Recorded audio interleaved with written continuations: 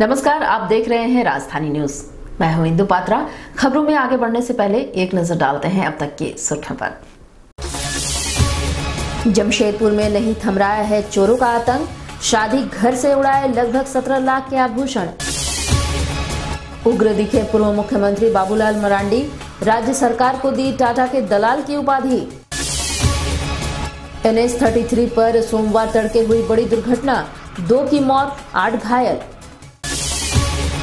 गुलमुरी थाना अंतर्गत refugee colony में एक युवक ने लगाई फांसी, पुलिस जुटी जांच में।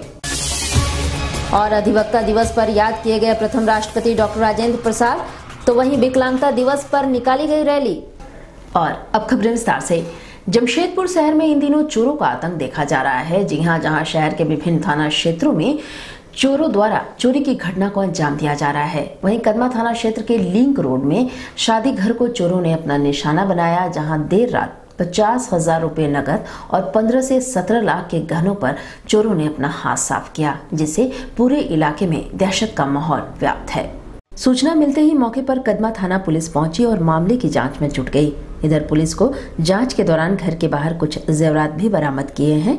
वहीं पुलिस ने जांच के दौरान घर में काम करने वाली एक महिला को भी हिरासत में लिया है। बताया जाता है कि कुछ दिनों में घर में शादी होने वाली थी और घर के गहने के साथ साथ कुछ और गहने भी खरीदे गए थे। सब एक साथ रखे हुए थे और परिवार के लोग घर में ही सोए थे। इधर चोरों ने नशीली दवा छिड़क कर चोरी की घटना को अंजाम दिया। जब घर के लोग सुबह उठे तो देखा कि पूरे घर में सामान बिखरा पड़ा है। फिलहाल पुलिस मामले की जांच में जुटी हुई है।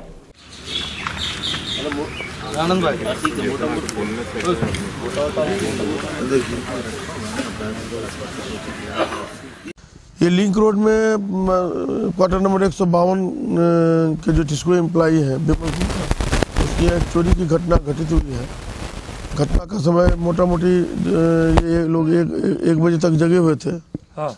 और 1 बजे के बाद जो है 1 बजे से 4 बजे के बीच ये घटना घटित हुई है। चोर अधिकांशतः जेवरात लेके गए हैं। इनके यहाँ 10 तारीख को शादी थी और 3 अटैची को बाहर निकाला है, जिसमें एक छोटा अटैची की चोरी हुई है।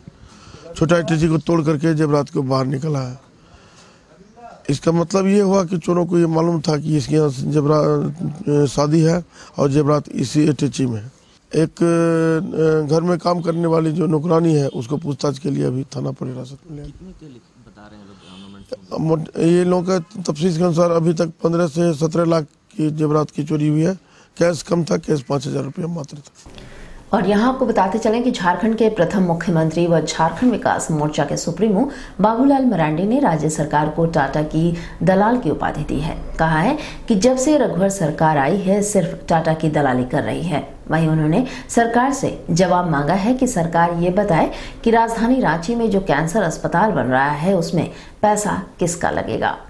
इन दिनों चलाए जा रहे अतिक्रमण अभियान के खिलाफ पूर्व मुख्यमंत्री बाबूलाल मरांडी ने मोर्चा खोल दिया है, जिसके तहत सोमवार को इन्होंने छायानगर व चंडी नगर का दौरा किया।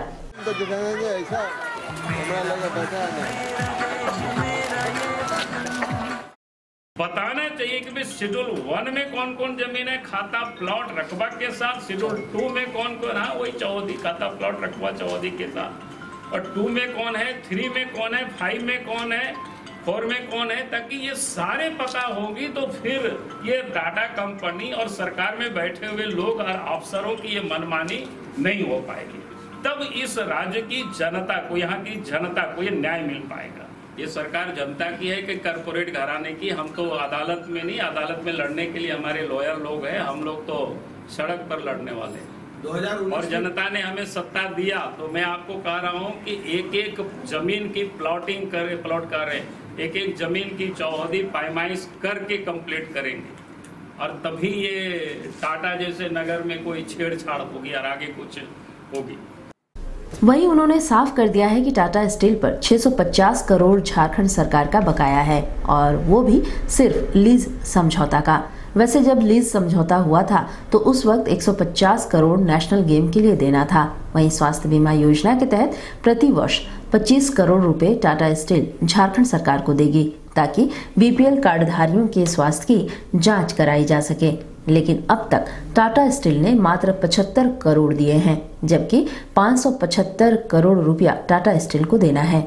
वहीं कुल मिलाकर 650 करोड़ लीज समझौता का टाटा स्टील पर बकाया है। तो ऐसे स्थिति में अगर कैंसर अस्पताल टाटा बनाती है तो ये साफ करें कि आखिर किस पैसे से ये बनाया जा रहा है। इधर बाबूलाल मरांडी ने टाटा लीज समझौते को ही गलत ठहराया है। वहीं सरकार के ही खाद्य आपूर्ति मंत्री सरयू राय लगातार लीज समझौते पर सवाल खड़ा कर रहे हैं। रघुवर दास टाटा के लिए जिस प्रकार से वो काम कर रही है, काम करना वो छोड़ दे और जनता की वो ध्यान रखे। और आज अगर लोगों को उजाड़ रही है तो आप 19 आने में कोई देर नहीं है। 19 में रघुवर दास को ही उजाड़ा जाएगा। आवास बनावे या जो आवास बनावे उससे किसी को कोई आपत्ति नहीं, लेकिन लोगों के घर को वो नहीं तोड़े, बसे बसाए हुए लोगों को नहीं उजाड़े, इतना ही हमारा कहना है। और हमने जो कहा कि टाटा कंपनी के पास जो सरकार की राज्यादेश है उसमें एक तो इन लोगों ने बड़ी फ्रॉडिज्म किया है और उनके डीड में, टाटा के डीड में। लेकिन मैं इतना कहूँगा कि भाई सरकार को इतने साल गुजर गए, अभी तक उन्होंने ये जमीन को पैमाइश नहीं किया, इसको आइडेंटिफाई नहीं किया। भाई कौन कौन सी जमीन उनको 5 में है, 1/4 में है, 3 में है, 2 में है और 1 में है, ये पहले इनको क्लियर करनी चाहिए चौहदी के साथ। इसको पहले उनको क्लियर करनी चाहिए और सार्वजनिक रूप से उसकी नक्शा को प्रकाशित करनी चाहिए। उसके बाद सरकार फिर कहे कि ये टाटा की और बाकी की। और जहां तक सवाल है शेड्यूल 1 में ही जमीन पर टाटा कंपनी ने खुद मॉल के लिए जमीन दिया है, होटल के लिए जमीन दिया और कामों के लिए जमीन दिया। तो गरीब अगर झोपड़ी बना करके रह रहे तो फिर सरकार को उसमें क्या आपत्ति। और यहाँ आपको बताते चले कि टाटा रांची NH 33 पर सोमवार तड़के भीषण दुर्घटना हुई। इस दुर्घटना में 2 यात्रियों की मौत हो गई है, जबकि 8 यात्री बुरी तरह से घायल हुए हैं। सभी घायलों को जमशेदपुर के साकची स्थित MGM अस्पताल लाया गया है, जहां उनका इलाज जारी है। इधर घायलों में 4 एक ही परिवार के बताए जा रहे हैं। इस घटना के संबंध में एक यात्री ने बताया है कि बस गया से टाटा की ओर जा रही थी, जिसका चालक नशे में था और यात्रियों के आग्रह के बावजूद अनियंत्रित तरीके से वो गाड़ी चला रहा था। यात्री ने बताया है कि यदि कोई यात्री चालक को आगाह करता था तो वह उसे डांट देता था।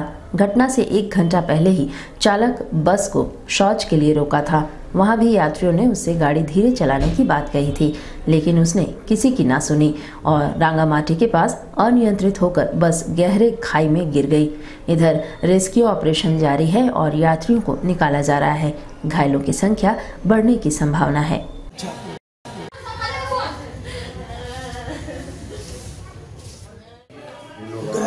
गया से हम लोग आ रहे थे टाटा के लिए, तो इसी बीच रांगामाटी के पास में एक छोटा सा पुलिया है, ब्रिज है और उसके नीचे जंगल झाड़ी है और बहुत पानी भी उसमें है। वो बस क्या किया कि थोड़ा सा नशा में भी ड्राइवर था। हम लोग रास्ता में 2-3-4 बार उसको बोले हैं कि आप लोग गाड़ी थोड़ा सा ठीक से चलाइए, सब पब्लिक बोला है, लेकिन ड्राइवर बोला कि आप लोग चुपचाप बैठे रहिए, गाड़ी हम चला रहे हैं। और नॉक करने के बाद भी ड्राइवर जो है उसका बात को माना नहीं किसी पब्लिक को। और जहाँ पर एक्सीडेंट हुआ उससे 1 किलोमीटर पहले बस रोका। रोकने के बाद में लोग टॉयलेट किया, पेशाब किया। टॉयलेट करने के बाद बस में चढ़ा तो एक पब्लिक बोला, जो आगे बैठा होता, हम लोग पीछे थे, वो पब्लिक बोला कि भैया जरा बस अच्छा से चलाइएगा। अब गया से खोले हैं, वहीं से बस आपका टेढ़ा मेढ़ा चल रहा। तो फिर वो बोला कि आप चुपचाप बैठे रहिए, बस हमको चलाना है, आपको नहीं चलाना है। इसी बीच में जैसे ही पेशाब करके बस में चढ़ा, पेशाब करके फिर बाद में बस में चढ़ा है और चढ़ने के बाद जस्ट 1 किलोमीटर जैसे गया वो पुलिया में कैसे टर्निंग लिया तो रेलिंग को तोड़ के बस को नीचे पलटी। और इधर जमशेदपुर में अखिल भारतीय विकलांग अधिकार संघ द्वारा 3 दिसंबर यानी विश्व विकलांगता दिवस को काला दिवस के रूप में मनाते हुए विशाल प्रदर्शन रैली निकाली गई और देश के प्रधानमंत्री के नाम मांग पत्र सौंपते हुए राजनीति में दिव्यांगों के लिए आरक्षण की भी मांग की गई है। इन दिव्यांगों ने अपने 13 सूत्री मांगों को लेकर जिला मुख्यालय के समक्ष जोरदार प्रदर्शन किया। इस दौरान इन्होंने कहा कि देश में दिव्यांगों का लगातार पतन हो रहा है। जहां एक तरफ कहा जाता है कि इनका विकास होगा, वहीं दूसरी तरफ दिव्यांगों के साथ ही सबसे ज्यादा अत्याचार भी हो रहा है। चाहे वह नौकरी के नाम पर हो, चाहे वह आरक्षण के नाम पर हो। उन्होंने कहा है कि जहां एक तरफ शहर में टाटा स्टील कंपनी दिव्यांगों के विकास की बात कहती है, वहीं दिव्यांगों को नौकरी भी नहीं देती। उन्होंने कहा कि इसका सबसे मुख्य कारण है राजनीति में दिव्यांगों का आरक्षण न होना। उन्होंने स्पष्ट तौर पर कहा है कि दिव्यांगों को राजनीति में आरक्षण देने से ही दिव्यांगों का विकास संभव है, जो कि दिव्यांग अगर किसी असंवैधानिक पद पर काबिज होंगे तभी जाकर दिव्यांगों का उत्थान होगा। आज जमशेदपुर के सभी दिव्यांगजन विश्व विकलांग दिवस को काले दिवस के रूप में मना रहे हैं और साथ ही आज पूरे भारतवर्ष के सभी दिव्यांग आज पूरे भारतवर्ष में विकलांग दिवस को काले दिवस के रूप में मना रहे हैं। पूरे भारतवर्ष में दिव्यांगजन चाहती है कि राजनीति में आरक्षण जब तक नहीं दिया जाता है तब तक दिव्यांगजनों का विकास नहीं होगा। राजनीति में आरक्षण चाहिए दिव्यांगजनों को। हाँ, आज देख लीजिए, आज इतना बड़ा सभी पर्व में माननीय मुख्यमंत्री महोदय का एक एक पेज का विज्ञापन आता है, लोगों को शुभकामना देते हैं। लेकिन आज के अखबार में देख लीजिए, कहीं भी विकलांगों को कोई शुभकामनाएं, कोई भी सरकार हो, कोई शुभकामनाएं नहीं दिया गया है, भारत सरकार हो या स्टेट सरकार हो। और यहाँ आपको बताते चलें कि जमशेदपुर में देश के पहले राष्ट्रपति डॉक्टर राजेंद्र प्रसाद की जयंती के अवसर पर अधिवक्ता दिवस मनाया गया, जहाँ जमशेदपुर के सांसद विद्युत वरण महतो सहित सभी अधिवक्ताओं ने उनके चित्र पर पुष्पांजलि अर्पित कर उनके बताए गए मार्ग पर चलने का भी संकल्प लिया। बिष्टुपुर स्थित पुराना कोर्ट परिसर में अधिवक्ता दिवस के अवसर पर बार एसोसिएशन के द्वारा भव्य कार्यक्रम का आयोजन किया गया, जिसमें बतौर मुख्य अतिथि के रूप में जमशेदपुर के सांसद विद्युत वरण महतो एवं बार एसोसिएशन के अध्यक्ष सहित सभी सदस्य मौजूद थे। जहां सभी अतिथियों के द्वारा देश के प्रथम राष्ट्रपति डॉक्टर राजेंद्र प्रसाद के चित्र पर पुष्प अर्पित कर कार्यक्रम की शुरुआत की गई। वहीं कार्यक्रम को संबोधित करते हुए जमशेदपुर के सांसद विद्युत वरण महतो ने कहा कि 3 दिसंबर 1952 से आज ही के दिन अधिवक्ता दिवस मनाया जाता है। यह दिवस डॉक्टर राजेंद्र प्रसाद पर समर्पित है, जहां उन्होंने लॉ की पढ़ाई करने के बाद आज़ादी में अपनी भूमिका निभाते हुए देश को आज़ाद कराया एवं पहले राष्ट्रपति बने। जहां अधिवक्ताओं के लिए बने संविधान में इनकी अहम भूमिका है, जिसे देखते हुए यह दिवस मनाया जाता है। वहीं जमशेदपुर में अधिवक्ताओं के समक्ष कई चुनौतियां रहती हैं, जहां सुदूर ग्रामीण क्षेत्र से लोग इंसाफ की गुहार लेकर यहां आते हैं। ऐसे में अधिवक्ताओं के द्वारा पूरा प्रयास कर उन्हें न्यायालय में इंसाफ दिलाया जाता है, जो काफी सराहनीय है। अधिवक्ताओं के द्वारा की गई मांग को देखते हुए सांसद निधि से पुस्तकालय का निर्माण कराया जाएगा, जहां नए अधिवक्ता किताबों के माध्यम से कानूनी जानकारी हासिल कर सकेंगे। प्रैक्टिस छोड़कर के स्वतंत्र संग्राम में कूदना और देश को आजाद करना और जिस तरह के धर्म निरपेक्ष का सभी धर्म की समान रूप में देखकर करना और उनके अनुरूप देश को ढालना। सुलझे हुए इंसान है, सुदूर देहात से लोग आते हैं अपने अपने तकलीफ लेके, लेकिन आज तक हमने कभी नहीं सुना कि जमशेदपुर से छोटे से लेके सीनियर अधिवक्ता किसी तरह का कोई पुष्टि किया और किसी तरह घटना किया। तो आप लोग जिस तरह एक तबल तरीके से काम कर रहे हैं और संविधान को अनुरूप में रहकर सबको न्याय दिलाने का काम कर रहे हैं, जीवन में जो चीज का जिम्मा मिला है उसको हम लोग अगर अपने अपने ढंग से निर्वाह करें तो निश्चित रूप से ये राष्ट्र एक प्रथम स्थान पर जाने पर कोई नहीं रोक सकता विश्व में। और वहीं प्रत्येक वर्ष की तरह इस वर्ष भी हिंद एकता मंच की ओर से डॉक्टर राजेंद्र प्रसाद की जयंती के अवसर पर रक्तदान शिविर लगाया गया, जहां केवल जुगसलाई ही नहीं जमशेदपुर के हर कोने से लोगों ने इस रक्तदान शिविर में हिस्सा लिया, जहां 300 यूनिट रक्त संग्रह करने का भी लक्ष्य रखा गया। हिंद एकता मंच द्वारा समाज हित के लिए पूरे वर्ष तरह तरह के कार्यक्रमों का आयोजन किया जाता है। इधर पिछले 16 वर्षों से स्वर्गीय डॉक्टर राजेंद्र प्रसाद की जयंती के उपलक्ष्य पर रक्तदान शिविर का आयोजन होता आ रहा है, जहां शहर के हर कोने से लोग रक्तदान करने पहुंचते हैं। इतना ही नहीं, इस रक्तदान शिविर में लोग अपना बहुमूल्य समय भी प्रदान करते हैं।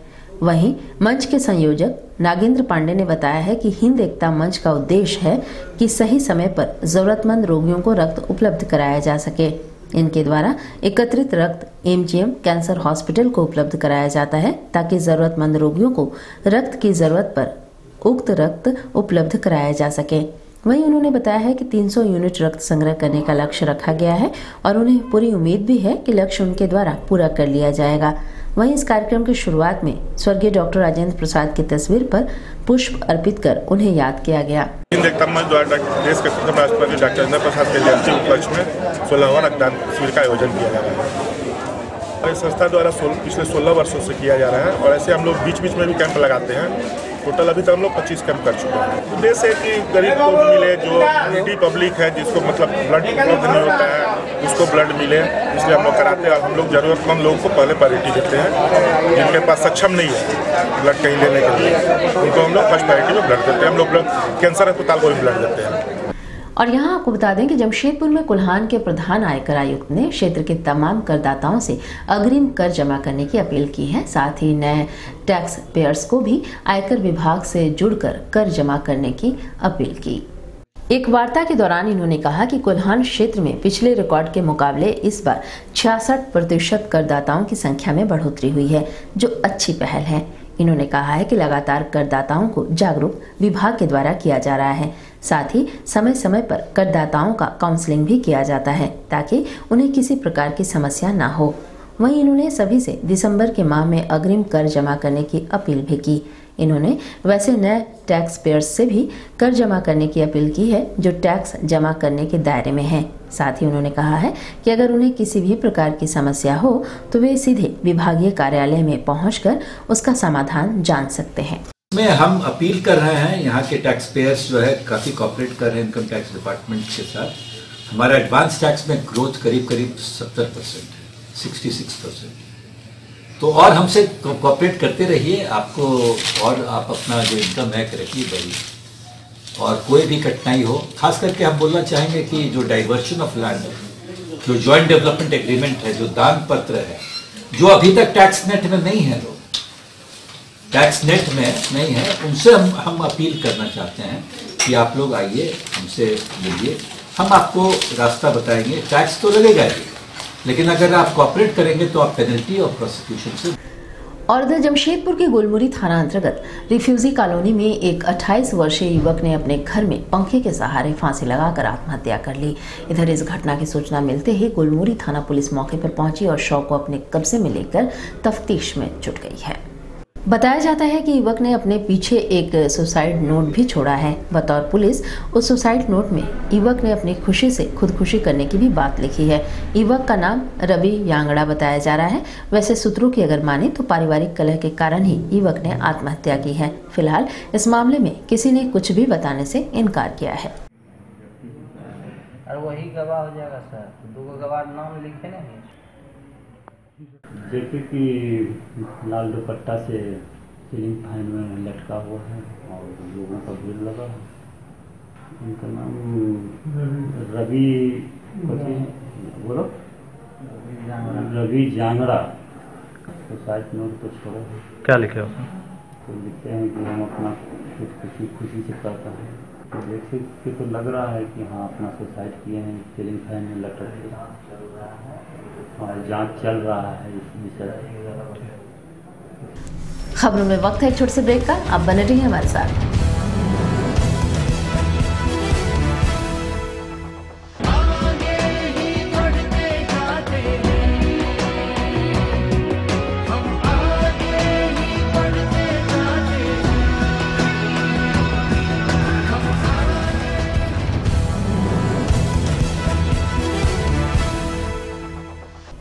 ब्रेक के बाद एक बार फिर से आपका स्वागत है। जमशेदपुर के LGBTQ समुदाय द्वारा उलडी थाना के पुलिस पदाधिकारियों द्वारा किन्नर के साथ किए गए अश्लील हरकत का विरोध जताते हुए जिला मुख्यालय पर प्रदर्शन किया। साथ ही जिला कप्तान से इस पर कार्रवाई की भी मांग की है। बताया जाता है कि शहर से कुछ किन्नर LGBTQ समुदाय के लिए आयोजित सेमिनार में भाग लेने रांची गए थे। इसी में एक किन्नर जिनका नाम शिल्पा किन्नर है, उन्हें अपने घर के निजी कार्य के लिए आकस्मिक रांची से वापस रात के वक्त ही शहर आना पड़ा। ओलीडी थाना क्षेत्र में रात के लगभग 4 बजे वे ऑटो का इंतजार कर रही थी। इसी दौरान वहां टाइगर मोबाइल के 2 जवान पहुंचे और शिल्पा किन्नर के साथ अश्लील हरकत करने लगे।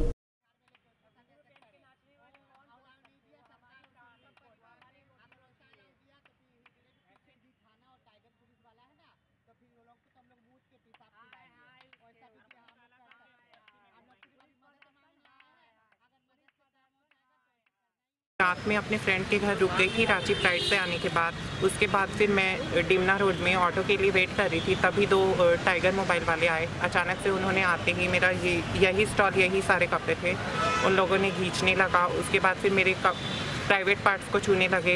मतलब वो लोग मेरे साथ सेक्स करना चाहते थे, मैंने उन्हें एक तरह से मना किया तो वो लोग मुझे मारने लगे। मेरा सारा सामान रोड पे फेंक दिया। उसके बाद फिर मैं मना कर रही थी तो फिर मुझे मारने लगे, गाली देने लगे।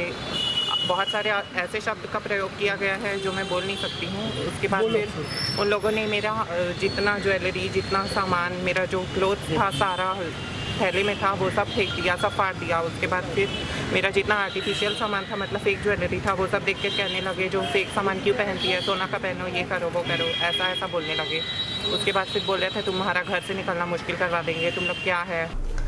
और इधर स्वच्छता रैंकिंग में जमशेदपुर शहर को टॉप 10 में लाने के लिए जमशेदपुर अक्षिस ने कमर कस लिया है। जी हां, अक्षिस पदाधिकारियों द्वारा अनूठा पहल किया जा रहा है, जहां नए साल में पिकनिक मनाने आए हुए लोगों को विभिन्न पार्कों में जाकर अक्षिस के अधिकारियों द्वारा जागरूक किया जा रहा है। साथ ही लोगों को स्वच्छता ऐप डाउनलोड भी कराया जा रहा है।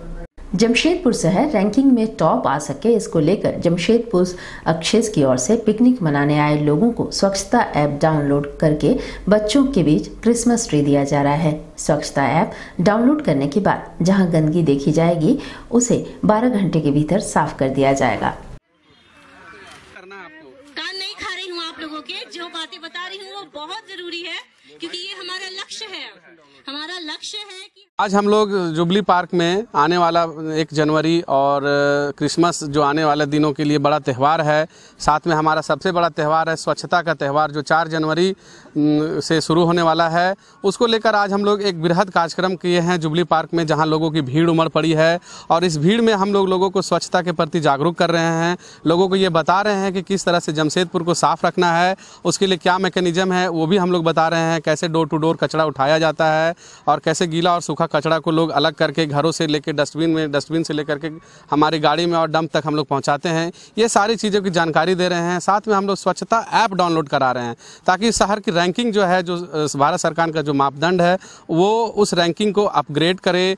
हमारे भारत के माननीय प्रधानमंत्री, झारखंड के माननीय मुख्यमंत्री द्वारा लगातार ये संदेश दिया जा रहा है कि स्वच्छता के प्रति लोग जागरूक हो, शहर गली मोहल्ला को साफ रखे, ताकि हमारा देश, हमारा हिंदुस्तान जो है एकदम अन्य देश के शहरों की तरह खड़ा उतरे। और इधर जमशेदपुर जायसवाल समाज की बैठक बिष्टुपुर के एक होटल में आयोजित की गई, जहां जायसवाल समाज के नए कमेटी का गठन किया गया। वहीं आने वाले साल में समाज के द्वारा कार्यक्रमों की रूपरेखा भी तय की गई। साथ ही जनवरी माह में वैवाहिक परिचर्चा सम्मेलन कराने की भी घोषणा की गई है। जायसवाल समाज के अध्यक्ष ज्ञानचंद जायसवाल ने कहा है कि समाज के बच्चों की पढ़ाई एवं जो बच्चे सिविल सर्विसेज एवं मेडिकल में उत्तीर्ण हुए बच्चों को जायसवाल समाज की ओर से स्कॉलरशिप देने की घोषणा की गई है, ताकि पैसे के अभाव में होनहार बच्चे अपने भविष्य संवारने में पीछे न रह जाएं। प्रथम विस्तारीकरण जायसवाल समाज द्वारा इसमें निर्णय लिया गया है कि जो भी बच्चे IAS IPS सिविल सर्विसेज कर रहे हैं, पीटी एग्जाम अगर पास कर जाते हैं तो पीटी एग्जाम बाद उनको जो भी अगर खर्चा होगा वो स्कॉलरशिप स्वरूप जायसवाल समाज उन बच्चों को दे रही है। और एम्स में एडमिशन लेने MBBS डॉक्टर को, उनको भी हम लोग स्कॉलरशिप दे रहे हैं। और IIT पास करने वाले बच्चों के लिए भी हम लोगों ने स्कॉलरशिप देने का निर्णय लिया है। भी होगा स्कॉलरशिप समाज वहन करेगी उन बच्चों के लिए। और इधर जमशेदपुर के जुगसलाई थाना प्रभारी को विभिन्न सामाजिक संगठनों व विभिन्न समाज के गणमान्य लोगों ने पुष्प गुच्छ भेंट कर उनका स्वागत किया। इस दौरान सरदार शैलेंद्र सिंह के नेतृत्व में स्टेशन रोड गुरुद्वारा कमेटी की तरफ से भी थाना प्रभारी का स्वागत किया गया, जहां सभी थाना प्रभारी को पुष्प गुच्छ भेंट कर उनका स्वागत करते हुए क्षेत्र में जनता के लिए हर वक्त खड़ा रहने की उम्मीद जताई। वहीं स्टेशन रोड गुरुद्वारा कमेटी के पदाधिकारी सरदार शैलेंद्र सिंह के नेतृत्व में जुगसलाई थाना पहुंचे और थाना प्रभारी का जोरदार स्वागत किया गया। वहीं व्यापारी वर्ग के दीपक भालूटिया भी थाना पहुंचकर थाना प्रभारी को पुष्प गुच्छ भेंट कर उनका स्वागत किए। इतना ही नहीं, नाई समाज के पदाधिकारी भी जुगसलाई थाना पहुंचे और थाना प्रभारी नित्यानंद महतो का स्वागत करते हुए उनसे समाज हित के लिए कुछ विशेष कदम उठाने में उनके सहयोग की उम्मीद जताई। वहीं सिख समाज के सरदार शैलेंद्र सिंह ने बताया है कि यह शुरू से परंपरा चली आई है, जब जब क्षेत्र में नए थाना प्रभारी पदभार ग्रहण करते हैं तो उन सबके द्वारा उनका स्वागत किया जाता है। साथ ही क्षेत्र में शांति बहाल रहे, लोग भाईचारे के साथ रहें, इसमें थाना प्रभारी से सहयोग की अपील की जाती है। हमारे नए थाना प्रभारी जी आए हुए हैं, उसको लेके स्टेशन रोड द्वारा प्रबंधन समिति द्वारा उनको हम वेलकम किया जुगसलाई में। ये हमारी परंपरा भी है और हम लोगों ने उनसे मिलकर ये उम्मीद जताई है कि जुगसलाई के विकास में उनका बहुत योगदान कुल के थाना प्रभारियों की तरह जैसा था, इनका भी योगदान उससे भी बढ़ चढ़ कर होगा। इसके लिए हम लोग उनको बधाई देने के लिए यहाँ पर आए और सिक्कों के जो है यहाँ पर जुगसलाई में उनकी सब जानकारी देने के लिए वो आए थे। जुगसलाई के और भी जो कई मसले हैं जो उनसे उनको अवगत हम लोगों ने कराया है। और यहाँ बात करेंगे लो लेवल चिकित्सा की। जी हाँ, लो लेवल चिकित्सा ने पूरे विश्व में क्रांति ला दी है, जो कि सभी वर्ग के व्यक्तियों के लिए बेहद ही फायदेमंद साबित हो रही है। लो लेवल चिकित्सा थेरेपी का प्रचलन पूरे विश्व में चला आ रहा है, जिसके तहत अनेकों बीमारियों का इलाज कम से कम समय में आसानी से हो जाता है और इसका हमारे शरीर पर किसी प्रकार का दुष्प्रभाव भी नहीं पड़ता। इसी कड़ी में खाक संघ की फ्री थेरेपी के द्वारा जमशेदपुर वासी इसका लाभ ले रहे हैं। लेजर के थ्रू जो है थेरेपी दिया जाता है। जो लेजर हमारे नाक और कान के जरिए जो जाता है, नाक से जो लेजर जाता है वो हमारे बॉडी के कंप्यूटर यानी मस्तिष्क के सारे विकारों को दूर करता है। कान से जो लेजर जाता है वो हमारे अंदरूनी हिस्से को, चेस्ट को हुआ, लीवर हुआ, किडनी हुआ, आंतें हुई, इन सब में जो विकार होता है उन विकारों को, कितना भी कोलेस्ट्रॉल जो है हार्ट से हार्ड कोलेस्ट्रॉल है उसको पहले दे करके पिघलाता है। पिघलाने के बाद जो है उसको जो है बॉडी से यूरिन के जरिए या स्टूल के जरिए बाहर करता है।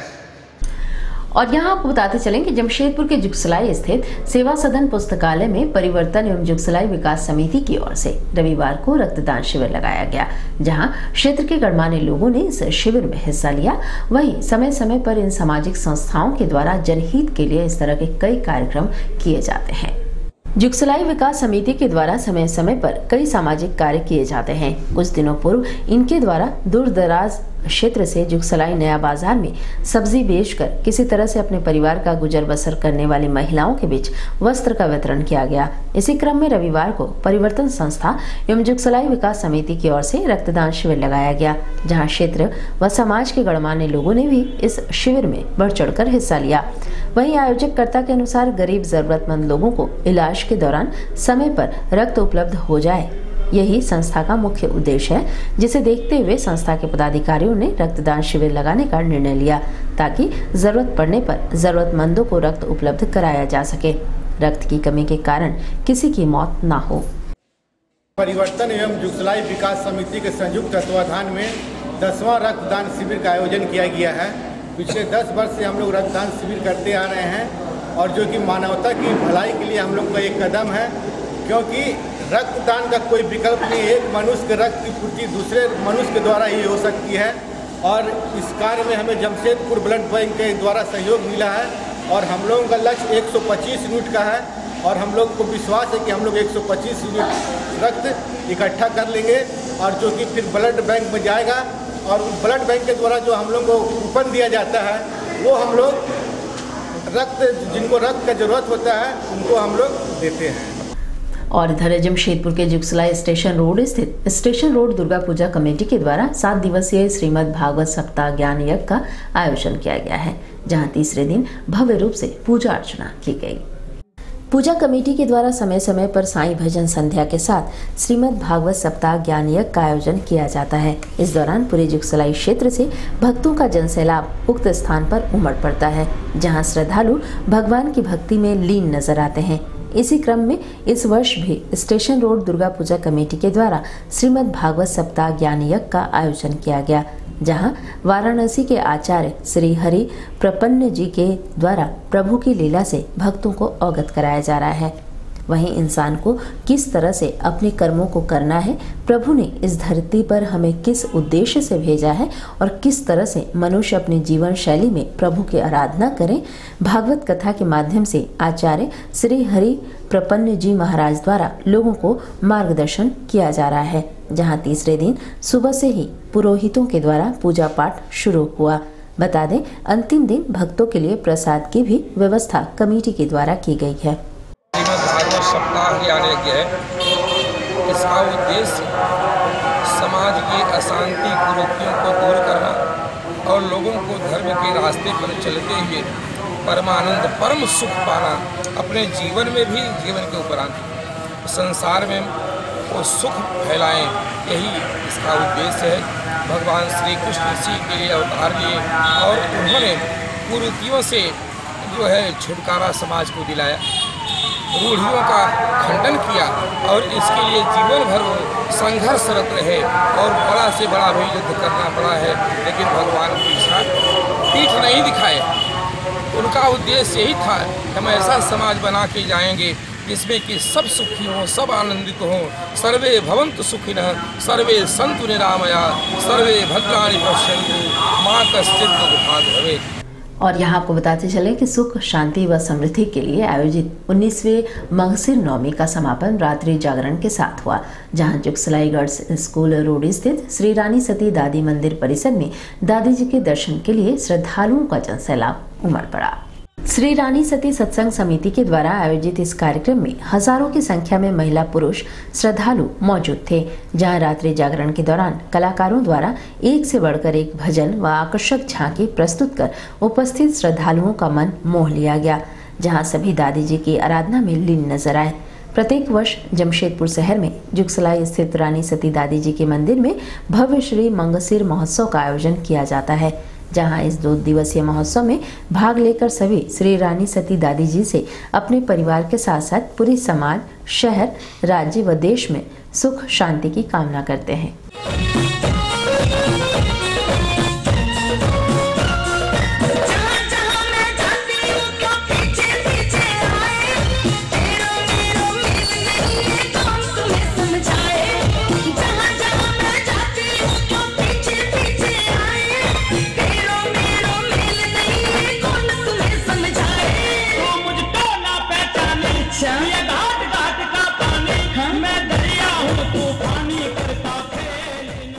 हमारा 2 दिवसीय श्री मंगसिर नवमी महोत्सव चल रहा था, जो 19वां मंगसिर नवमी महोत्सव है।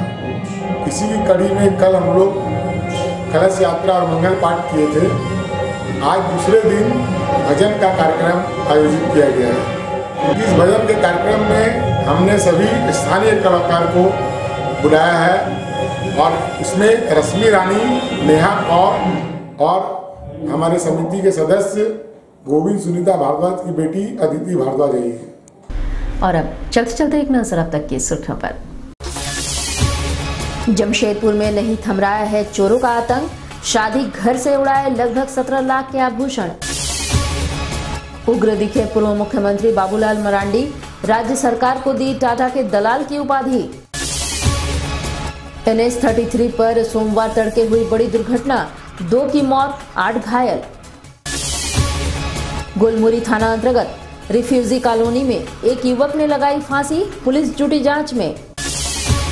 और अधिवक्ता दिवस पर याद किए गए प्रथम राष्ट्रपति डॉक्टर राजेंद्र प्रसाद, तो वहीं विकलांगता दिवस पर निकाली गई रैली। तो इस बुलेटिन में इतना ही। आप बने रहिए हमारे साथ। नमस्कार।